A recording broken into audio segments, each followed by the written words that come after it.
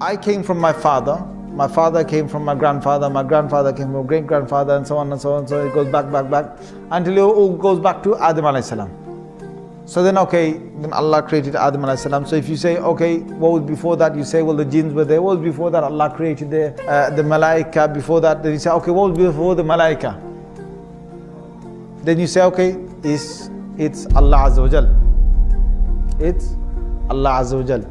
There will be a question that the shaitan will put forth. He will say, هَذَا خَلْقُ اللَّهِ فَمَنْ خَلَقَ اللَّهِ. This is the creation of Allah, so who has created Allah? Na'udhu billah. So if you think backwards in time, you think, well, what was there before Allah? But before only comes because you're thinking about time.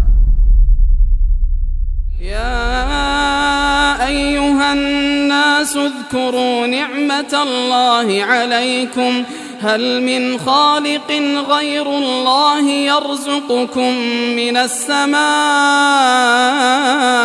والأرض لا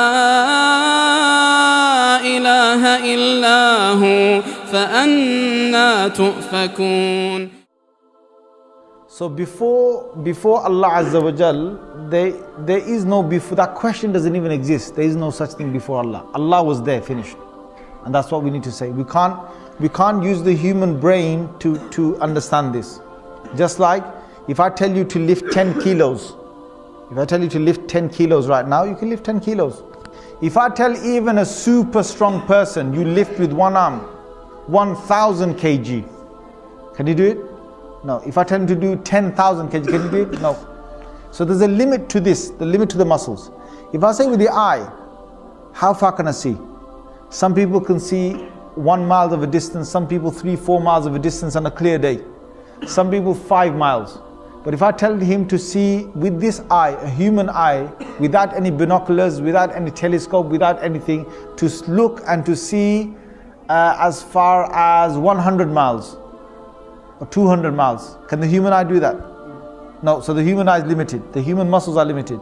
The ears. Even if there's a massive explosion on halfway across the world or quarter way across the world, I can't hear that. The human ear can't pick that up. So we're limited.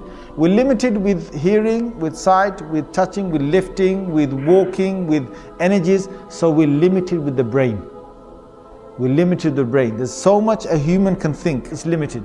So, would me and you be able to know about the unseen world, about Allah without any prophet? Yes or no? Yes or no? We can't.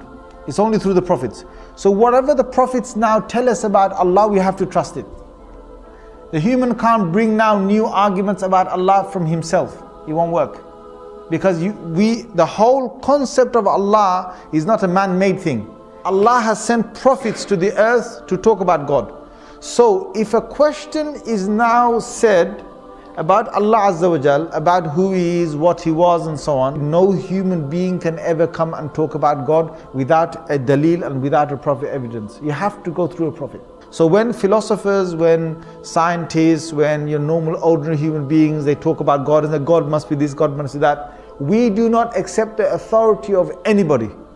We accept only the authority of the Anbiya, of the prophets, because they were told about God, from God, they were told who God is. So you have to go through them to find out who God is. Anyone else you will take, even if your own brain, you try and understand Allah, then you will fail.